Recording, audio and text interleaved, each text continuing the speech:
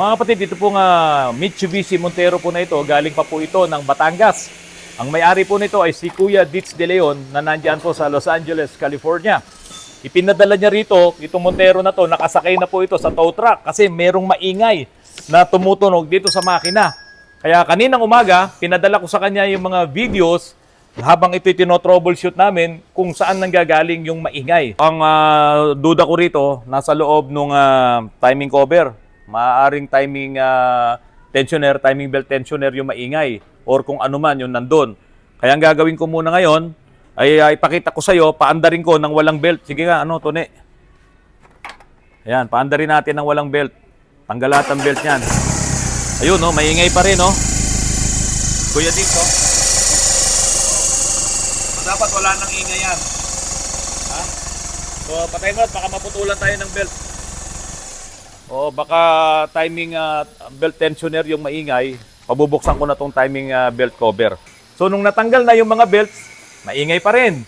Kaya ang susunod na gagawin namin, buksan yung timing cover, baka mamaya doon sa timing belt ang may maingay, yung tensioner. Sinukat namin yung langis mo, kulang, kalahati lang. Mahina yung buga ng hangin dito No? Kaya binuksan namin yan, mahina yung buga ng hangin. Hindi katulad ng ibang mga ginagawa naming Montero, talagang pag binuksan mo, malakas ang buga dito. I hope na hindi namumroblema yung pump nito, yung langis para umakyat. Pero wag muna yon. Papatanggal ko muna tong belt, titignan ko yung tensioner. Kapag nawala yung ingay, pag pinalitan natin yon, okay na. Pero pag hindi pa rin nawala yung ingay, sa makina tayo magpo-focus. Sige, balik mo muna yan, tapos i-start mo. Takpan ko muna to. Ingay Pero, parang nasa labas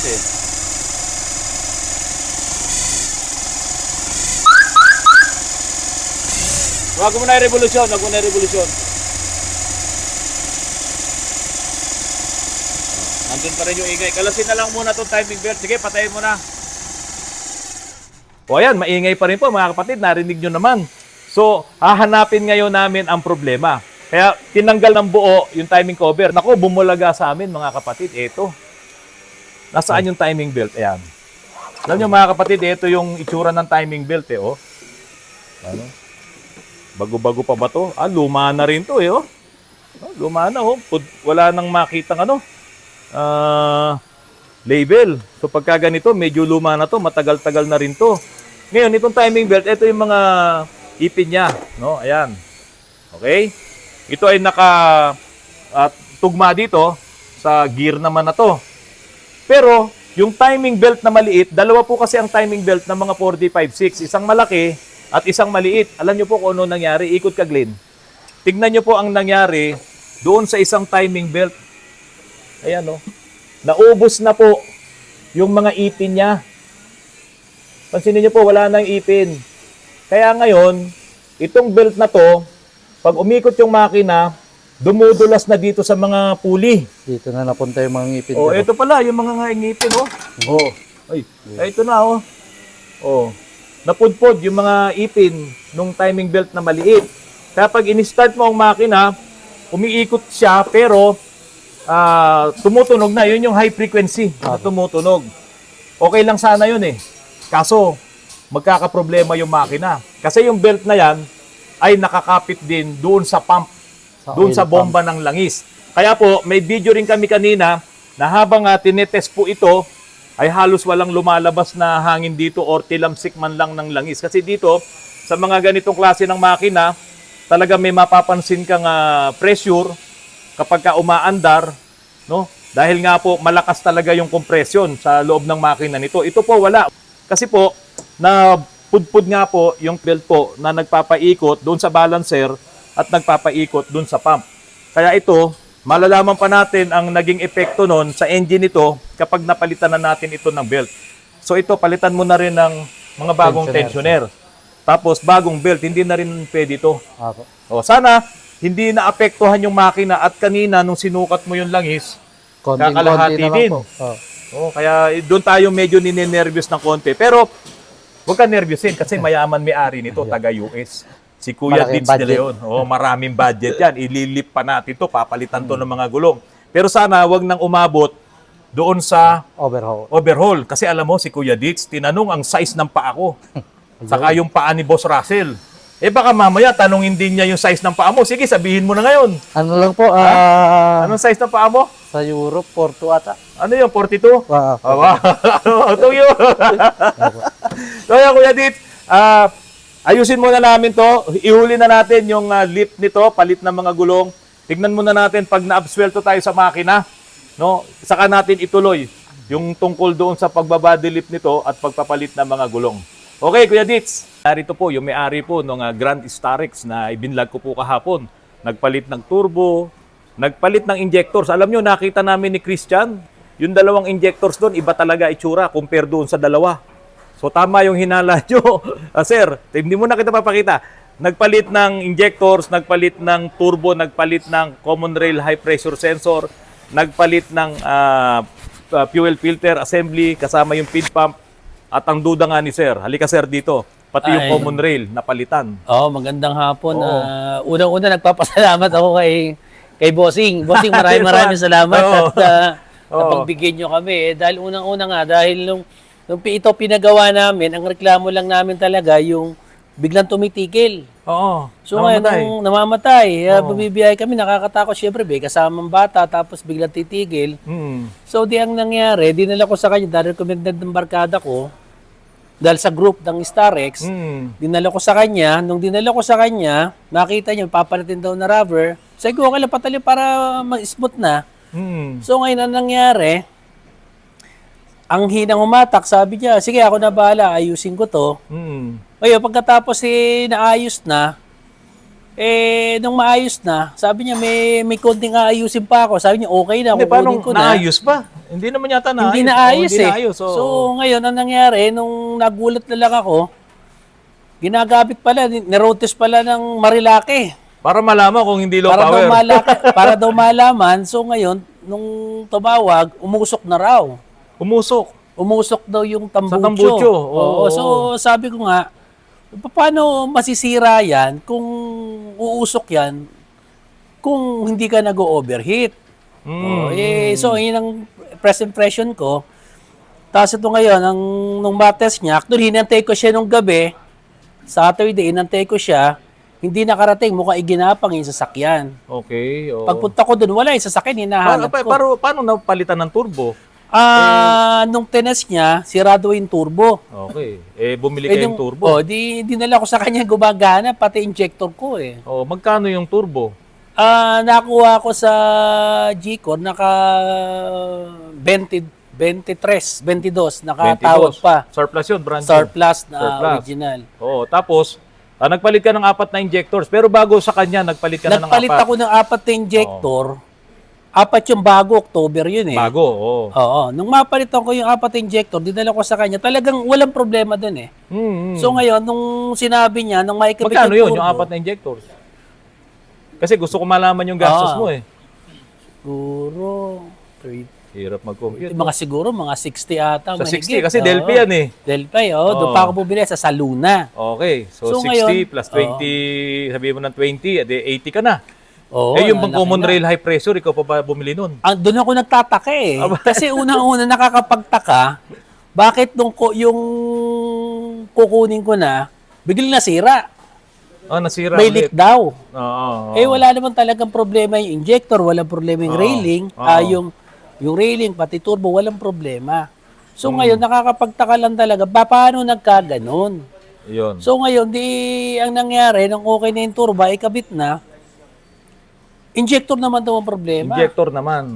Oo. So ngayon, Kaya siguro meron dalawa doon, nakakaiba doon sa 4. Kasi kung bumili ka ng 4, pare-parehas yun. Dalawa doon, magkaiba talaga Tama po. Ito yung picture yan. Pakita ko sa inyo yung picture. Yung isa parang may strainer, yung isa wala.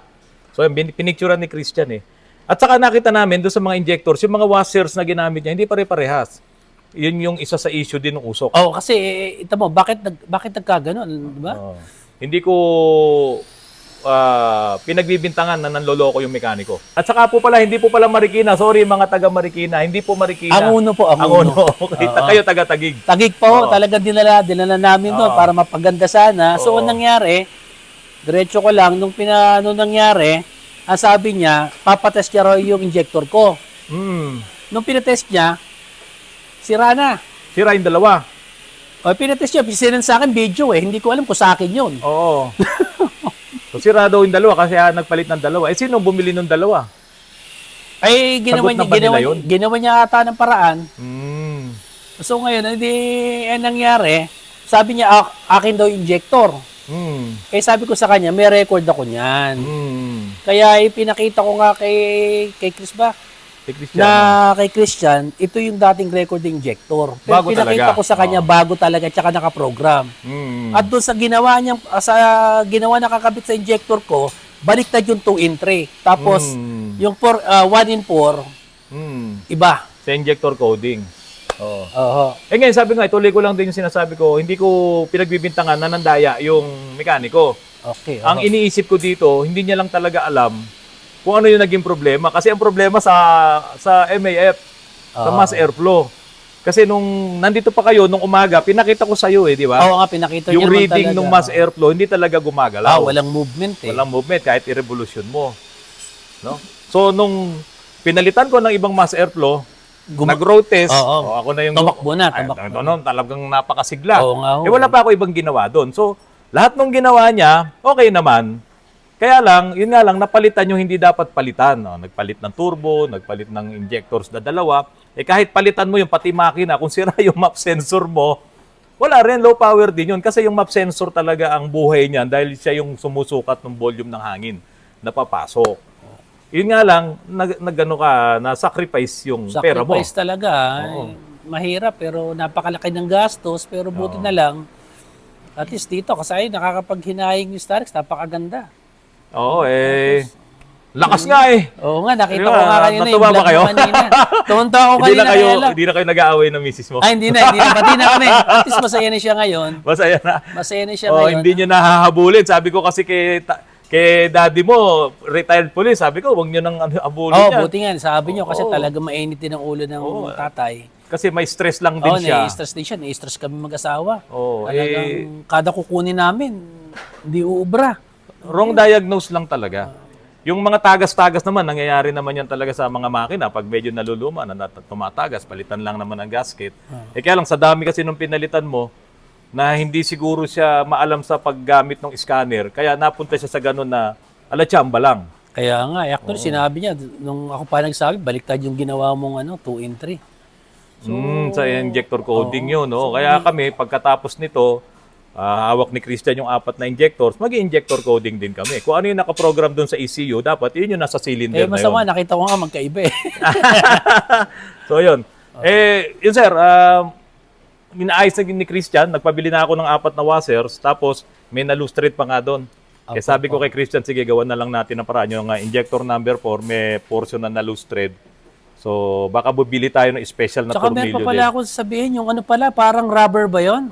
Ay, yung O-ring. Pero buti na lang po, nagpapasalamat po talaga kami kay naman. Autorans. At least talagang malaking tulong. Ano yun, marami naman din mga mekaniko na alam na yung ganong issues. Marami naman na. Kaya lang, natapat ka lang siguro, baka wala siyang scanner. Yun yung sinasabi ko eh.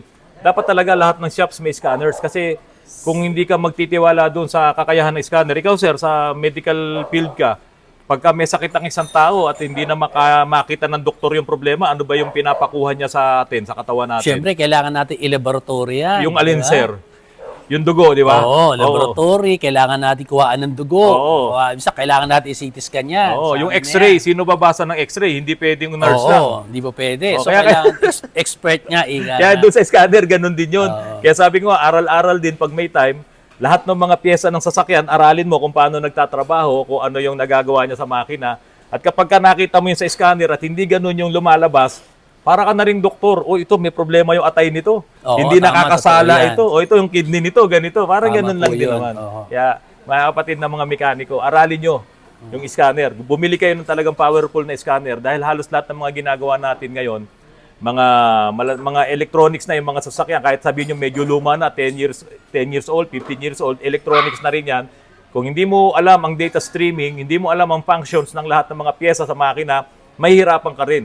na maghanap ng mga troubles at mag-diagnose ng mga sasakyan. Tama, tama. Ganun lang yun, sir. May kamukha kang sundalo eh. Si Kerubin. Ha? Si Kerubin daw, sabi. Kernel Kerubin! Baka magalit sa atin si Kernel. Ayan, matakot ka kay Natin Kernel Kerubin. So yan, mga kapatid. Salamat, sir. Sir, maraming salamat Oo. sa tulong nyo. At least medyo matanggal na yung stress namin. Talagang At malaking least, tulong kayo sa umandar amin. na siya, maganda na. Konti na lang yan. May hahanapin na lang tayong konting mga issues pa. Sige po, sir. Oo, Maraming na maraming yun. salamat. Oo, okay na yun. Idol! Paumanhin po, hindi po pala sa Marikina nangyari. Yung problema na yun, hindi po pala talyer sa Marikina, dito po pala yun sa Angono. Kaya ako po humihingi ng paumanhin sa lahat po na nakapanood po ng vlog ko po kahapon.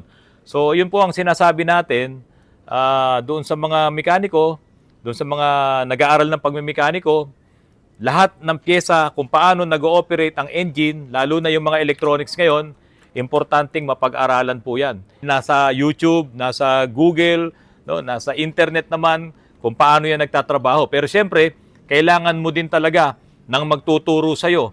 Kaya ako po ay umaasa na panunuorin nyo po yung mga vlogs ko po na ito dahil sinasama ko naman sa aking mga vlogs kung paano nagtatrabaho yung mga piyesang nasisira doon sa mga sasakyan na ginagawa at dinadiagnose po natin. Maraming salamat po sa inyong lahat. Magandang hapon po sa inyong lahat.